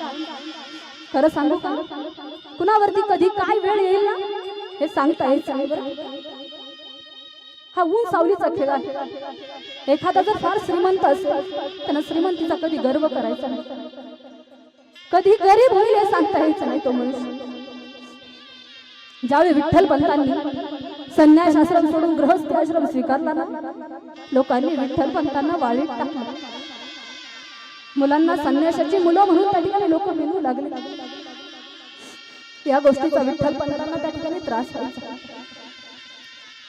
विठ्ठल पंत जर आळंदीमध्ये ओट्यावरती बसले ना, लोक इंद्रायणीतलं पाणी आणायचे आणि ओटा धुवून काढायचे. हे ज्यावेळी रुक्मिणी मातेला समजायचं नाही, रुक्मिणी माता तासन तास रडत बसायची. रुक्मिणी माता विठ्ठल पंतांना म्हणायच्या, आपल्याकडून असं काय पाप झालंय लोकांनी आपल्याला वाईट टाकले, आपण आतापर्यंत हे सगळं सहन करतोय, परंतु आताची ही मुलं निवृत्ती, ज्ञानदेव, सोपानदेव, मुक्ताबाई हे सहन करणार नाही. तुम्ही जा, गावातल्या विद्वान ब्राह्मण पंडितांना न्याय मागा. त्यांना म्हणा आमच्याकडून असं काय पाप झालं, आम्ही फक्त संन्यास आश्रम सोडून गृहस्थी आश्रम स्वीकारलाय, तर तुम्ही आम्हाला वाईट टाकलं. मालक, तुम्ही जा आणि गावातल्या विद्वान ब्राह्मण पंडितांना न्याय मागा. हो रुक्मिणी, जातो मी गावातल्या विद्वान ब्राह्मण पंडितांना न्याय मागतो. दुसऱ्या दिवशी विठ्ठल पंत गावातल्या विद्वान ब्राह्मण पंडितांकडे गेले. ब्राह्मण पंडितांना विनंती केली, मी संन्यास आश्रम सोडून गृहस्थी आश्रम स्वीकारला, मी हे सगळं सहन करतो, परंतु माझी लहान लहान मुलं आहेत, तेही सगळं सहन करणार नाहीत. त्यासाठी मला न्याय द्या, माझ्यासाठी सभा भरवा. गावातले विद्वान ब्राह्मण पंडित सभा भरवण्यासाठी तयार होतात. विठ्ठल पंत घरी येतात. घरी आल्यानंतर रुक्मिणी माता विठ्ठल पंतांना विचारतात, मालक आहेत का हो गावातले लोक सभा भरवण्यासाठी तयार? हो रुक्मिणी आहेत. दुसऱ्या दिवशी विठ्ठल पंत पहाटे सकाळी सकाळी गावातल्या विद्वान ब्राह्मण पंडितांकडे न्याय मागण्यासाठी गेले. असं एखाद्या याचकाप्रमाणे, भिकाऱ्याप्रमाणे हात जोडून उभे. सकाळचे 8 वाजले, 9 वाजले. ज्या ज्या लोकांना भूक लागायची ना, ते लोक घरी जायचे, जेवण करून यायचे आणि परत येऊन बसायचे. विठ्ठल पंत एखाद्या याचकाप्रमाणे, भिकाऱ्याप्रमाणे तसे हात जोडून उभे राहिलेले. दुपारचे 1 वाजले, 2 वाजले, तरी सुद्धा विद्वान ब्राह्मण पंडितांनी काही न्याय दिलेला नाही. 3 वाजले, 4 वाजले. विठ्ठल पंत म्हणतात, जर माझ्याकडून जर काही गुन्हा झालाय ना, त्या गुन्ह्याला काहीतरी शिक्षा असेल, काहीतरी न्याय असेल, तुम्ही मला न्याय सांगा. रात्रीचे 8 वाजले, तरी सुद्धा त्या ठिकाणी काही न्याय दिलेला नाही. विठ्ठल पंत एखाद्या याचकाप्रमाणे, भिकाऱ्याप्रमाणे तसेच हात जोडून उभे राहिले. विठ्ठल पंत वेळोवेळी विनंती करतात, मला काहीतरी न्याय द्या. त्यावेळी गावातल्या विद्वान ब्राह्मण पंडितांनी शास्त्र पाहिलं, पुराण पाहिलं आणि विठ्ठल पंतांना सांगतात, विठ्ठल पंत, मला तर वाटतं तुमच्यासारख्या याचकाला एकच शिक्षा द्यावीशी वाटते. ऐका विठ्ठल पंत, ते म्हणजे देहांत प्रायचित्त, देहांत प्रायचित्त, देहांत प्रायचित्त. ज्यावेळी विठ्ठल पंतांनी हे शब्द ऐकले ना, विठ्ठल पंत जागेवरतीच कोसळले. देवा, माझ्याकडून असं काय पाप झालंय, मला देहांत प्रायचित्ताची शिक्षा सुनावली. एवढं दुःख झालं. विठ्ठल पंत जागेवरती कोसळले. मंद मंद पाऊस सुरू झाला. त्या पावसानं विठ्ठल पंतांना जाग आली. आळंदीतले लोक एवढी कठोर होते, एखादा खाली पडलाय त्याला उठून उभं करावं एवढी सुद्धा त्यांच्यामध्ये दया माया नव्हती. आळंदीतले लोक एवढे कठोर होते, त्यांना भिक्षा कधी वाढत नव्हती.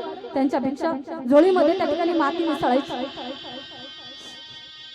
पावसानं जाग आल्यानंतर विठ्ठल पंत कसे बसे आपल्या घराचा शोध घेत घेत घरी गेले. पहाटे सकाळी सकाळी आपला नवरा ज्या ठिकाणी न्याय मागण्यासाठी गेलाय, रात्रीचे 11-12 वाजले होते. रुक्मिणी मातेला वाटलं, ज्या अर्थी एवढा उशीर झालाय त्या अर्थी नक्कीच काहीतरी विद्वान ब्राह्मण पंडितांनी न्याय दिला असेल. रुक्मिणी माता घाई घाईनं घरामध्ये गेल्या. हातामध्ये एक तांब्या भरून आणला, पाणी घ्या. रुक्मिणी माता म्हणता, मालक दिला का हो गावातल्या विद्वान ब्राह्मण पंडितांनी काय न्याय? हो रुक्मिणी, दिला ना. तुला ऐकायचं आहे काय न्याय दिलाय? हो मालक, मला ऐकायचं आहे काय न्याय दिलाय. तर ऐक रुक्मिणी, गावातल्या विद्वान ब्राह्मण पंडितांनी मला एकच शिक्षा सुनावलेली आहे, ती म्हणजे देहांत प्रायचित्त, देहांत प्रायचित्त, देहांत प्रायचित्त. ज्यावेळी रुक्मिणी मातेने हे शब्द ऐकले, रुक्मिणी माता जागेवरती कोसळल्या. विठ्ठल पंतांनी कसं कसं रुक्मिणी मातेला त्यातून सावरलं. रुक्मिणी, आता शिक्षा सुनावलेली आहे, आता ती भोगावी लागेल. गावातल्या लोकांनी आपल्याला होऊन शिक्षा दिली, आपण त्या ठिकाणी त्यांच्याकडे न्याय मागायला गेलो होतो. रुक्मिणी, आता प्रायचित्त सुनावलं, आपल्याला आता ते स्वीकारावं लागेल. मी आता देहांत प्रायचित्ताच्या ठिकाणी स्वीकार. रुक्मिणी माता म्हणतात, मालक देहांत प्रायचित्त काय तुमच्या एकट्यासाठी? ते माझ्यासाठी. जिथे राघव तिथे सीता. मी सुद्धा तुमच्या सोबत देहांत प्रायचित्त स्वीकारणार. रुक्मिणी, आता आपण जिवंत आहोत तर आपल्या लेकरांची अवस्था किमान बाप जाऊ द्या, मुलांना आई तरी पाहिजे ना ग रुक्मिणी. परंतु रुक्मिणी माता काय ऐकायला तयार नाही. मी सुद्धा तुमच्या सोबत येणार. विठ्ठल पंत त्या ठिकाणी तुळशी वृंदावनापर्यंत गेले, तिथे उभे राहिले. परंतु आईचा जीव कसा असतो मला सांगायचंय. रुक्मिणी माता तुळशी वृंदावनापर्यंत जायच्या, परत माघारी यायच्या. निवृत्ती दादांच्या डोक्यावर हात फिरवायच्या, माऊली ज्ञानोबरायांच्या डोक्यावर हात फिरवायच्या, चिमुकल्या मुक्ताबाईच्या डोक्यावर हात फिरवायच्या, सोपान काकांच्या डोक्यावरती हात फिरवायच्या. रुक्मिणी माता मालकांना म्हणतात, मालक आपण तर जाणारच आहोत, परंतु आपण जातो ही बातमी किमान आपण निवृत्तीला सांगा. निवृत्ती आता मोठा झाला, त्याला सर्व काही समजतंय. रुक्मिणी माता हळूच निवृत्ती दादाला उठवतात. निवृत्ती ऐक निवृत्ती, गावातल्या विद्वान ब्राह्मण पंडितांनी आम्हाला देहांत प्रायश्चित्ताची शिक्षा सुनावलेली आहे. निवृत्ती तुझी आई तुझ्याकडे भीक मागते. निवृत्ती आई आम्ही गेल्यानंतर तुझी ही चिमुकली भावंड आहे, माऊली ज्ञानोबा आहे, सोपान काका, मुक्ताई यांचा तुला सांभाळ करायचा आहे. निवृत्ती आई अशी का ग बोलते मला सांगा. आई वडील गेल्यानंतर निवृत्ती दादा झोपले असते, कारण त्यांना माहित होतं सकाळ झाल्याबरोबर त्या ठिकाणी जबाबदारी आहे. सकाळ झाल्यानंतर मुक्ताईनं जर विचारलं बाबा कुठं गेले, आई कुठं गेले, काय सांगायचं. रुक्मिणी माता व विठ्ठल पंत पंढरीश पांडुरंग परमात्म्याला हात जोडतायत. पांडुरंग परमात्म्याला सांगतात, देवा तुझ्या जीवावरती पाखर चिमण मित्र ठिकाणी सोडून चाललेलो आहे. पाखरे तुझ्या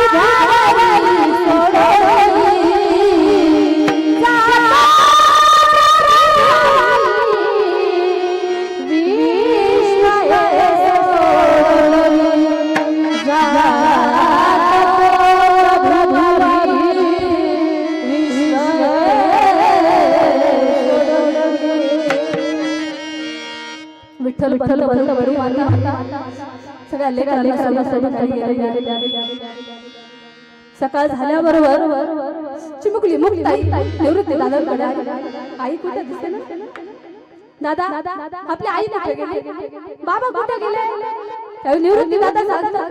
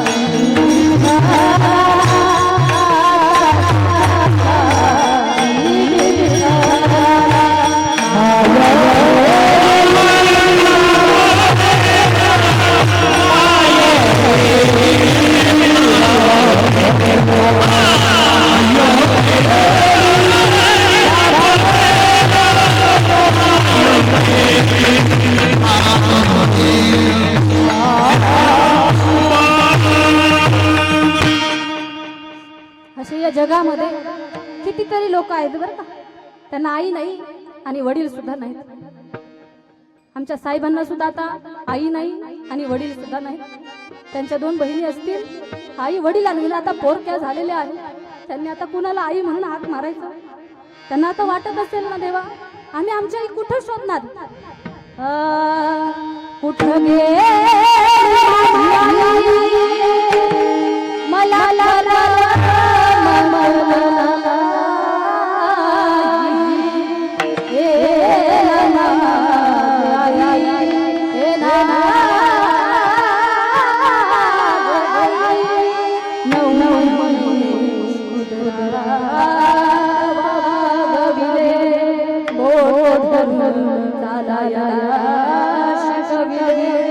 रडवाले हो रडवाले आता कोण गाईल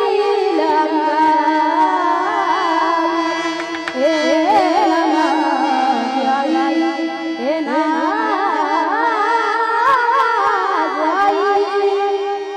आई म्हणजे भगवंताचं स्वरूप आहे बरं का. आई नेहमी मुलांना चांगलाच आशीर्वाद देत असते. कारण सबसे बडी है माँ पगले सबसे बड़ी माँ माँ से बड़ा कोई नहीं माँ देती है दुआ सबसे बड़ी है माँ पगले सबसे बड़ी है माँ. या मुली जर आता कधी माहेरात आल्या ना सगळे गणगोत्र दिसतात, भाऊ दिसतायत, भाऊजे आहे, त्यांची मुलं आहेत, परंतु घरी आल्यानंतर आई दिसत नाही, वडील दिसत नाहीत. आल्यानंतर नेहमी माहेरात आल्यानंतर टाहो फोडत असतील, त्यांना रडा येत असतील, आई वडिलांच्या आठवणी त्यांच्यामध्ये दाटून येत असतील. ज्या ठिकाणी आई बसायची, ज्या ठिकाणी वडील बसायचे, ती जागा आज त्यांना सुनी सुनी वाटत असेल.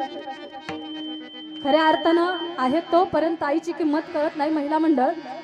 अगदी माझं माहेर सुद्धा अगदी जवळच आहे. माहेरात गेल्यानंतर प्रत्येक आईला आपल्या मुलीला काय द्यावं आणि काय नाही असं होत असतं. माता माऊल्यांना माझी विनंती, जोपर्यंत माहेरात आई जिवंत आहे ना तोपर्यंत मी म्हणते आठवड्यात ना एकदा तरी आईला फोन करायचा, आई बरं आहे का ग तुझं, आहे तोपर्यंत कोणता सण असू नसो आईला साडी घेत जाऊ. आईला फार बरं वाटतं. तिचं हक्काचं एखादी जरी तुम्ही साडी नेली ना ती आई चार आया बायांना दाखवत असते, माझ्या ताईडीनं मला ही साडी आणली. तिला फार अभिमान वाटत असतो. माहेरात गेल्यानंतर आई मुलीच्या पिशवीमध्ये कुरड्या देते, पापड्या देते. आपल्या घरी नाही गो आहे ना, परंतु त्या आईचा जीव आहे ना म्हणून ती माई देत असते बरं का. माहेरातनं आई निघून गेल्यानंतर कुणाच्या दारामध्ये तुम्ही हक्कानं चपला सोडाल सांगा ना. आई ही आईच असते, नसते सांभाळणारी दाई. म्हणून तिच्या एवढं प्रेम करणार कोणीच नाही या जगामध्ये. कथाकार आहेत, कीर्तनकार आहेत, कादंबरी लिहिणारे आहेत, सर्वांनी आईचं वर्णन केलं. का बरं, 2 वेळचं जेवण बनवते म्हणून तिचं वर्णन सर्वच जण करतात. परंतु त्या जेवणाची सोय करणारा बाप तुमच्या आमच्या लक्षामध्ये राहत नाही. त्यात बापाला आम्ही सहज विसरून जातो. या समाजामध्ये अशी मुलं आहेत, आई वडिलांना टाकून बोलतात, वडिलांना डायरेक्ट मुलं आमच्यासाठी आणि केलं तर काय उपकार केले का, उपकाराची भाषा बोलतात. त्या मुलांना माझे हात जोडून विनंती, बापाला कधी टाकून बोलायचं नाही राजन. जसं एखाद्या कुदळीनी जमिनीवरती घाव घ्यावा ना तसा बापाच्या हृदयावरती घाव होत असतो. बापाला कधीच टाकून बोलायचं नाही, कधीच. कारण बाप हा बापच असतो. त्या बापाला तुम्ही कधीतरी पाहत जाओ, थकलेला बाप आहे, विखुरलेली त्याची धाडी आहे. मी म्हणते बापाचा बनियान कधीतरी पाहिलाय, त्या बापाच्या बनियानला कितीतरी छिद्र पडलेली असतात. त्या बापाची चप्पल कधीतरी पाहत जा, स्वतः तुटलेली चप्पल घालतो, परंतु आपल्या मुलांना चांगली चप्पल घेऊन देतो. बाप असा असतो, एखाद्या दुकानामध्ये मुलांना आणि मुलीला बाप घेऊन जाऊ द्या, सण जवळ येऊ द्या. दुकानात गेल्यानंतर दुकानदाराला म्हणतो, दुकानदार दादा मुलांना चांगली कपडे दाखव. मुलगा मध्येच म्हणतो, हो दुकानदार दादा चांगली 1000 रुपयाची ब्रँडेड पॅन्ट दाखवा. बाप म्हणतो, तुला काय करायचे रे एवढे ब्रँडेड, आपली 500 रुपयाची घे. परंतु तोच बाप दुकानदार दादाला सांगतो, दुकानदार दादा तुमच्या दुकानामध्ये 2-3 हजारापर्यंत जेवढा महागाईचा ड्रेस असेल तो ड्रेस माझ्या चिवताईला द्या. का बरं, बापाला माहिती ही 18 वर्षाची पाहुणी एखाद्या पाखराप्रमाणे एक दिवस भुरकन उडून जाणार आहे.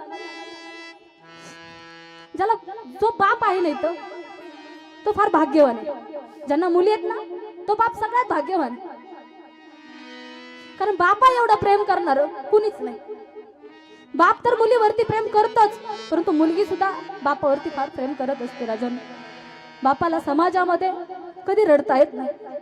बाप काय करतो, अश्रू साठवत असतो, स्वाभिमानी असतो बरं का तो. परंतु त्या बापाला तुम्ही आम्ही सहजासहजी विसरून जातो. तो आपल्या लक्षात राहत नाही.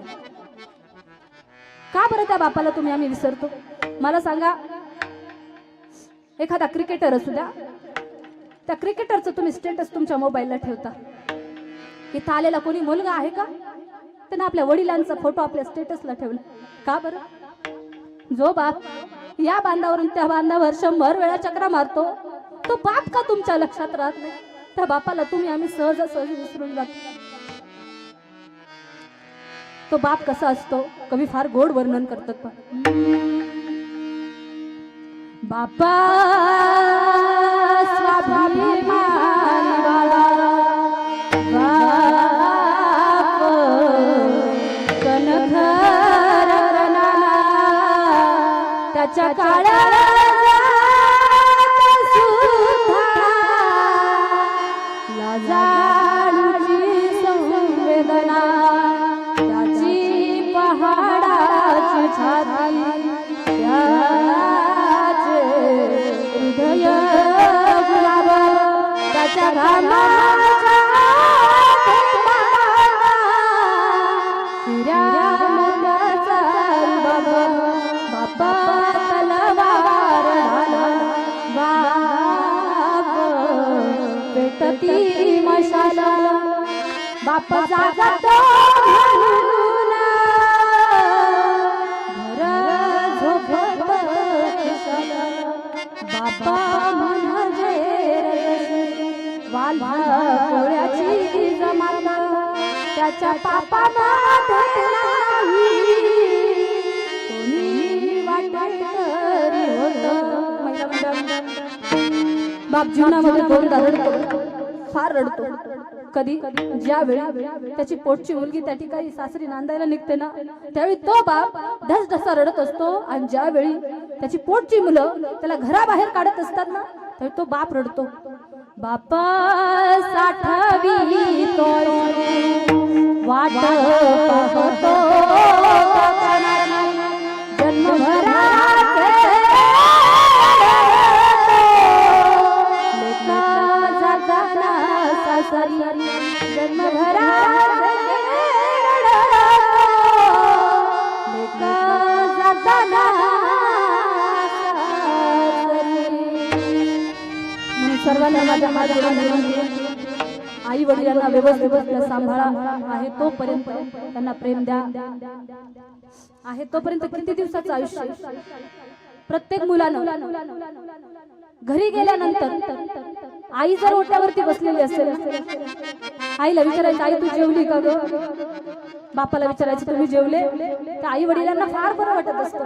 मी नेहमी सांगते, तुम्ही किती मोठा बंगला बांधलाय ना, त्या बंगल्याला किंमत नाही, परंतु त्या बंगल्याच्या ओट्यावर जर म्हातारे आई वडील बसलेले असतील, फार शोभा असते राजांना त्या बंगल्याला. आई वडिलांची सेवा करा. माय बाप केवळ काशी, त्याने न जावे तीर्थाशी. पण त्या तीर्थाला तुम्हाला जाण्याची आवश्यकता नाही. सर्वांना फक्त एकच माझी विनंती आहे, माझ्या भावा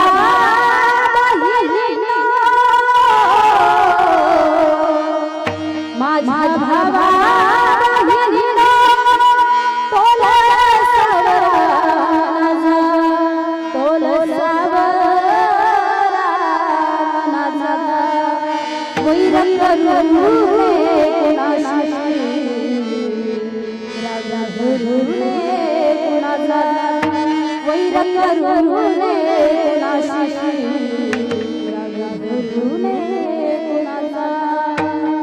आहे तोपर्यंत आपलं जीवन जगा. या ठिकाणी सेवेकरिता निवडायला आलेला होता. देव इच्छित आहे त्यांनी आम्ही जन्म आलो. आयुष्याच्या साधनेत धन्य आम्ही जन्म आलो. का म्हणे पावते करू स्वर्गीची निशाणी, धन्य आम्ही जन्म आलो. या भंगावरती माझ्या अल्पशा जे काही बरोबर असेल माझ्या समाजाची कृपा, स्वामींचा शंकरनाथ बाबांच्या कृपाचे जे काही चुकीचं असेल तर माझ्या वाण्याच्या गोष्टीला झालेली सेवा पंढरी पांडुरंग परमात्म्याचे समर्पण करून तुम्ही सर्व श्रोते मायबाप जनांच्या चरणी समर्पित करून या आई वडिलांच्या चरणी समर्पित करून सेवेला या ठिकाणी पूर्ण करा. ज्ञानेश्वराया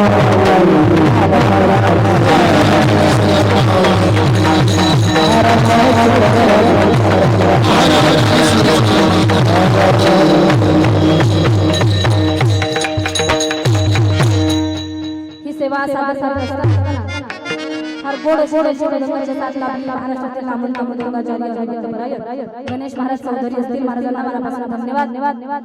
या ठिकाणी ज्यांची उत्कृष्ट अशी हार्मोनियमची साथ लाभली हरिभक्तपराय मच्छिंद्र महाराज नागरगोजे तुम्हाला मनापासून धन्यवाद देते. या ठिकाणी ज्यांची उत्कृष्ट अशी आज गायनाची साथ लाभली महाराष्ट्रातील नामवंत गायनाचार्य जगतपराय सोमटकर महाराज असतील तुम्हाला मनापासून धन्यवाद. या ठिकाणी माझ्या माजी परमेश्वर हरिभक्तपराय संत महाराज बोलते तुम्हाला मनापासून धन्यवाद देते. त्याचप्रमाणे युवा कीर्तनकार हरिभक्तपराय संजय महाराज असतील महाराज तुम्हाला मनापासून धन्यवाद देते. ज्यांच्या माध्यमातून मला ही कीर्तन रूपी सेवा करण्याची संधी प्राप्त झाली त्या आई वडिलांचे सुपुत्र असणारे आमचे संदीप नारायण जमदार साहेब असतील. त्याचप्रमाणे सुपा गावचं वैभव तंटामुक्ती अध्यक्ष असणारे त्याचप्रमाणे उत्कृष्ट उद्योजक असणारे संतोष बापू लोणकर यांनी या कुटुंबियांच्या वतीने मला ही सेवा करण्याची संधी प्राप्त करून दिली. बापूंना सुद्धा मनापासून धन्यवाद देते. या ठिकाणी अनेक क्षेत्रातील मान्यवर या ठिकाणी उपस्थित आहेत. आमच्या वडाणे गावचं भूषण जिल्हा परिषद सदस्य ज्ञानेश्वर बापू कवले